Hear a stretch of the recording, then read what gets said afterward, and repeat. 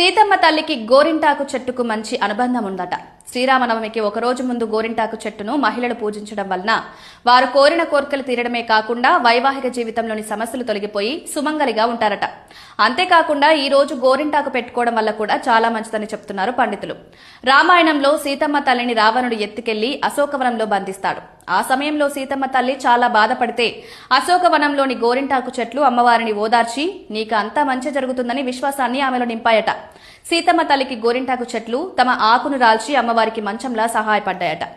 అమ్మవారు కూడా ఆ చెట్లను పూజించేదట. ఇక రాముడు రావణుణ్ణి చంపి సీతను తీసుకువెళ్లే సమయంలో సీతమ్మ తల్లి గోరింటాకు చెట్టుకు వరమిచ్చిందట. మీకు ఏం కావాలో కోరుకున్నప్పుడు గోరింటాకు చెట్లు తమను ఆడవారు ఎప్పుడూ తన చేతులకు ధరించాలి, నా రంగు వారికి చేతికి పండి వారు ఆనందంగా సౌభాగ్యంగా ఉండేలా వరమివ్వమందట. అప్పటి నుంచి ఆడవారు తమ చేతులకు గోరింటాకు పెట్టుకుంటారు. అంతేకాకుండా ఆ చెట్లను పూజించడం వలన సీతమ్మ తల్లికి మంచి జరిగిందని చెప్తుంటారు. అందుకే శ్రీరామనవమికి ముందు గోరింటాకు చెట్లను పూజించాలట. శ్రీరామనవమికి ముందు అశోకాష్టమిన గోరింటాకు చెట్టును మహిళలు పూజించడం చాలా మంచిది.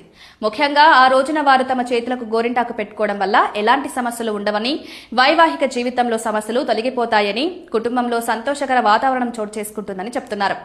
అంతేకాకుండా ఈ రోజు మహిళలు తమ రెండు చేతులకు గోరింటాకు పెట్టుకుని దానికి నీరు పోసి ఆ చెట్టును అందంగా అలంకరించి పూలతో పూజించడం చాలా శుభప్రదం. ఆయుర్వేద పరంగా కూడా గోరింటాకు పెట్టుకోవడం వలన అనేక ఆరోగ్య ప్రయోజనాలున్నాయి.